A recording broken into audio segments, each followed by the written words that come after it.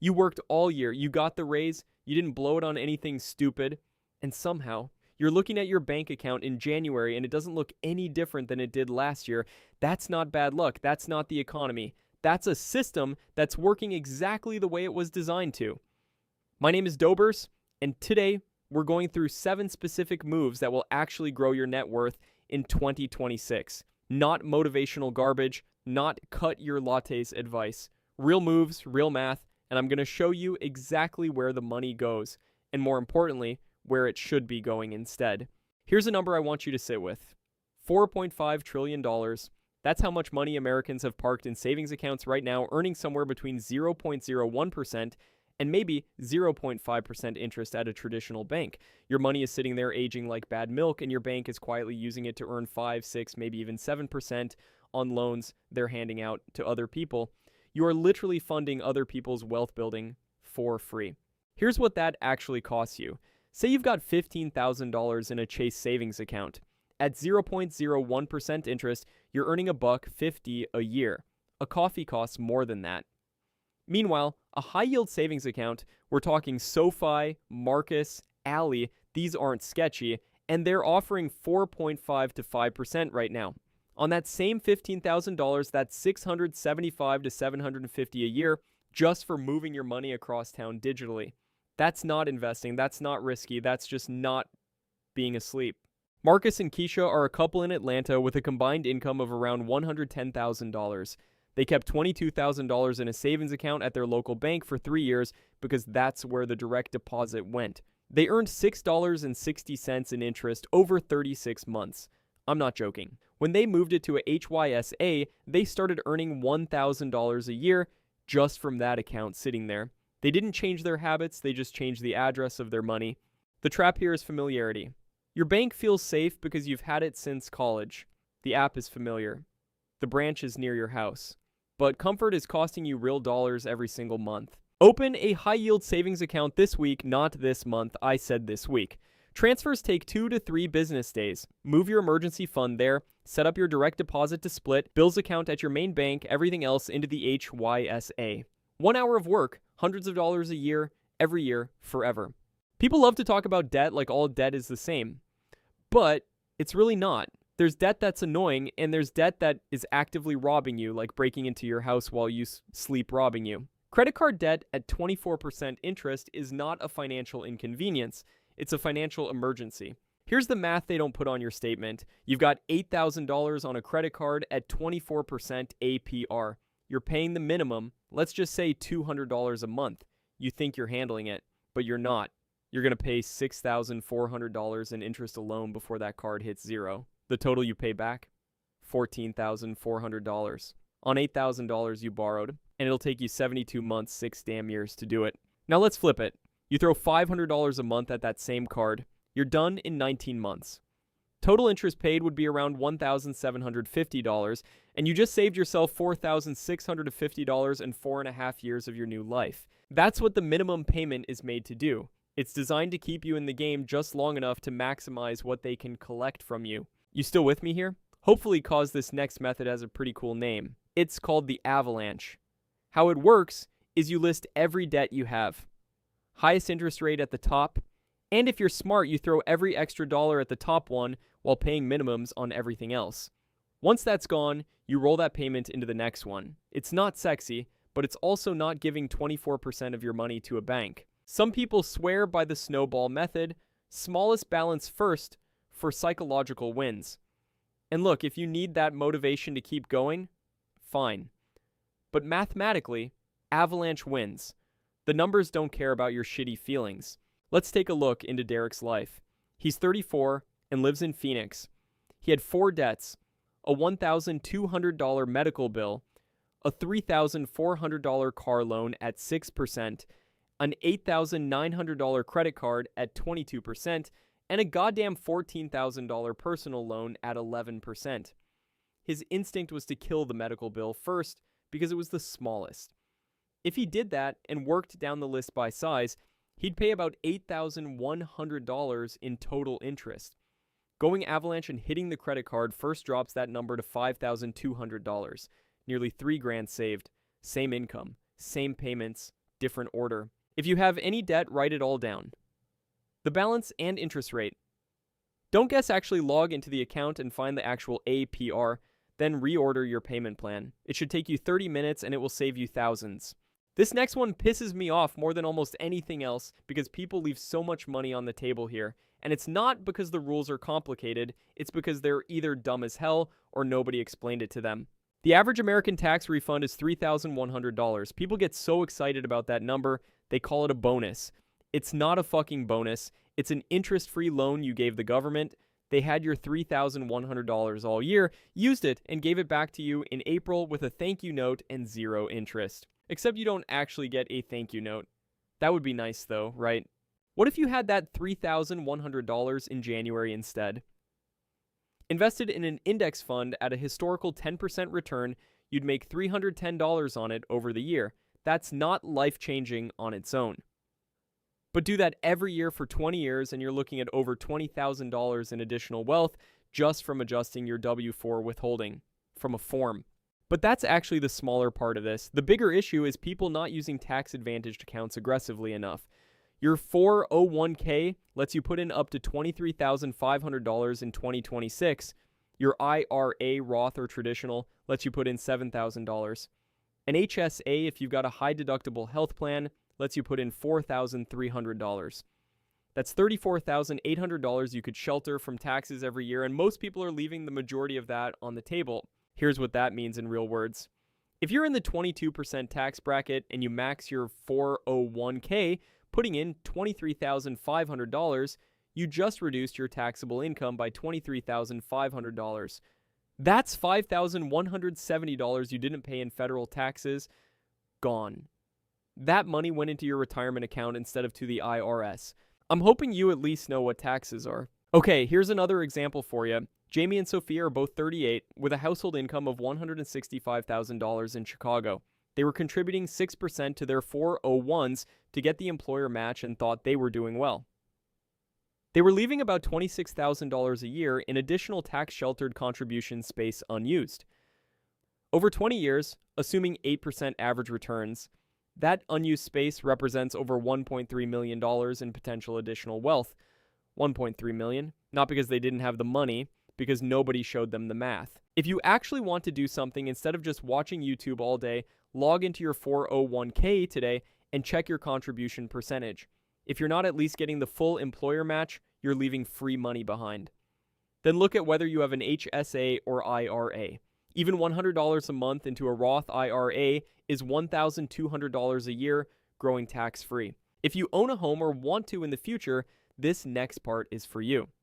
Homeownership is the most emotionally charged financial topic in America, and it's also the one with the most mythology built around it.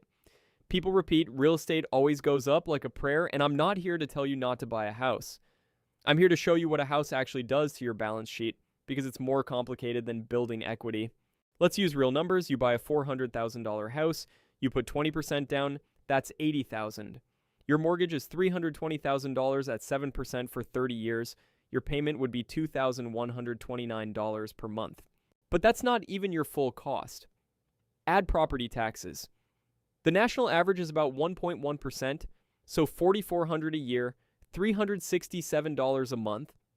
Homeowners insurance runs roughly $1,500 a year, $125 a month. Maintenance, the rule of thumb is 1% of a home value per year, so $4,000 a year, $333 a month. Now, you're at $2,954 a month for a $400,000 house. Here's the part that might make you throw up. In year one, your $2,129 mortgage payment breaks down like this. $1,867 goes to interest, and $262 goes to principal. You own $262 more of your house this month. The bank gets the other $1,867. What the fuck? If you're dozing off, come back for this at least. Over the full 30-year life of that loan, you will pay $446,000 in interest on a $320,000 loan. The house cost you $400,000. You will have paid $766,000 total before you include taxes, insurance, and maintenance. Now, is it worth it? I don't know, maybe. Depends on appreciation in your market, rent alternatives, your timeline. But you should go in knowing those numbers, not finding out at year 15 when you finally look at an amortization schedule and lose your mind like a dumbass. The move in 2026 isn't to not buy a house. The move is, if you already own, consider making one extra mortgage payment per year. On that $320,000 loan at 7%, one extra payment annually cuts your loan term from 30 years to about 24 years and saves you over $80,000 in interest. This next one's going to be fun. Picking individual stocks is a hobby. For some people, it's a fun hobby. But let's be real about what it costs. Study after study, like I'm a fucking nerd. I'm talking S&P Dow Jones data, Spiva report, Morningstar. They all say the same thing. Roughly 85 to 90% of actively managed funds underperform the S&P 500 over a 10-year period. Not individual investors with big brains, professional fund managers, people whose entire career is picking stocks. They lose to the index, and you think you're going to beat them? Good luck. I'm not saying that to be a jerk. I'm saying it because the alternative is so damn simple that it feels like it can't be right. But it is. Trust me. I've had my stock picking phase thinking I'm a genius. Everyone does. You always end up losing a shit ton of money and then just buying the S&P or quitting altogether. So do yourself a favor and skip the losing a shit ton of money part. You put money into a total market index fund, something like VTI or VTSAX, every month automatically without looking at it for 30 years. The S&P 500 has averaged about 10% annually before inflation over the long term. Some years it's down 20%, some years it's up 30%. You don't care because you're not trading, you're owning. I mean, you can look at it if you want, just don't sell. Here's some boring math. You invest $500 a month starting at 25. By 55, that's 30 years. At 10% average return, you have $1.13 million. You put in $180,000 of your own money. The other $950,000 is just time and compound interest doing their thing. Doing their thing. Start at 35 instead of 25. Same $500 a month for 30 years takes you to 65. Same end number roughly. But if you'd started at 25 and stopped at 35, just invested $60,000 and never touched it, it would still be worth about $600,000 by 65. That decade is worth $500,000. That's what they mean when they say time in the market beats timing the market. This dumbass named Chris is 29 and makes $68,000 a year in Nashville. He spent 2 years actively trading, made some money, lost some money, and ended up net negative after commissions and taxes on gains. He switched to automatic monthly investments in a target date fund. Boring. No excitement. But in 3 years, his account grew from $4,200 to over $28,000 because he stopped interfering. Chris is no longer a dumbass. Here's something that doesn't get said enough. Your salary is not an asset. It's income. And the difference matters enormously to your net worth. Income stops when you stop. Assets don't. If you lose your job tomorrow, your salary goes to fucking zero. If you own a rental property, an online course, a small business, a portfolio of dividend stocks, those keep paying. The average millionaire has 7 income streams. That sounds like a lot, and it kind of is, but the point is that depending entirely on your employer for income is not the smartest move, especially in an economy restructuring as fast as this one. Now, I'm not telling you to quit your job and start a dropshipping store. Most of those fail. But building something small on the side in 2026 with the intent of turning it into recurring income, now that's a different conversation. What could that look like practically? A freelance skill you already use at your job, writing, design, bookkeeping, coding, packaged and sold to small businesses. A rental room or short-term rental if you own property. Dividend-paying investments that slowly build a passive income stream. A digital product, a template, a guide, a course, built once and sold repeatedly. Tyler is 31 and works in HR in Dallas. He started offering resume writing on the side in 2023, charging $150 per resume. He got 2 clients the first month from a LinkedIn post. Now he does 6 to 8 resumes a month consistently, which is about $1,000 in income he didn't have before. Not retirement money, but that's $12,000 a year. that goes directly into investments because his regular job covers his dumbass bills. The psychological trap here is perfectionism and waiting. People want the perfect business idea before they start. Meanwhile, somebody less qualified than you is charging $200 an hour for something you could do in your sleep. Alright guys, before you click off the video, I have one more. And this isn't a budgeting lecture. I'm not going to tell you to make a spreadsheet and categorize every coffee. That stuff doesn't work long term because it treats money like math instead of behavior. But here's what I want you to do instead. Pull up your last 90 days of bank and credit card statements. Not to judge yourself, just to see. Most people shit themselves. Not because they're spending irresponsibly, but because of subscriptions and recurring charges they forgot about. A 2023 survey found the average American underestimates their monthly subscription spending by $133. People think they're spending $86 a month on subscriptions. The actual average is $219. That's $133 a month in spending that's basically invisible. Over a year, that's $1,596. Over 10 years at 8% invested return, that's over $28,000.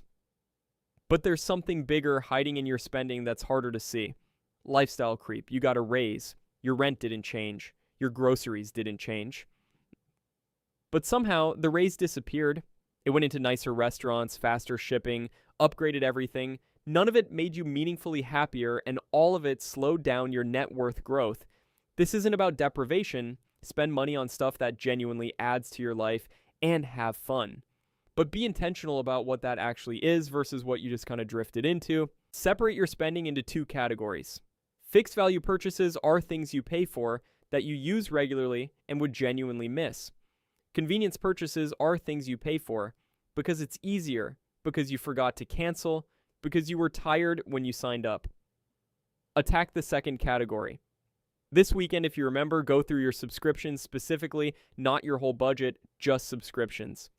Cancel anything you haven't used in 60 days, take that money and redirect it automatically to your HYSA or investment account so it disappears before you can spend it on something else. Look, none of this is magic. You're not going to make $1 million by next January. But here's what's actually true. Net worth isn't built in big, dramatic moments. It's built in decisions that compound over time. The account you moved, the debt you attacked in the right order, the $500 a month you stopped trying to time and just let ride. The people who are doing well financially 10 years from now aren't the ones with the hottest stock tips. They're the ones who set up boring systems in 2026 and didn't mess with them. So here's your short list. Move your savings to a high-yield account. Build an avalanche debt payoff plan. Check your tax advantage contribution space. Know your real home ownership numbers. Automate index fund investing. Start one small second income stream, and audit your subscriptions this weekend. 7 moves. Do all 7 and you're already ahead of most people. Do even 3 of them consistently and your net worth in December 2026 will be noticeably different from your net worth today. That's what this is about. If this helped, drop a comment with which move you're starting with. I read everyone. And if you've got a friend who's still parking money in a 0.01% savings account, do them a favor and send this their way. I'm Dobers. Enjoy the rest of your night. Peace.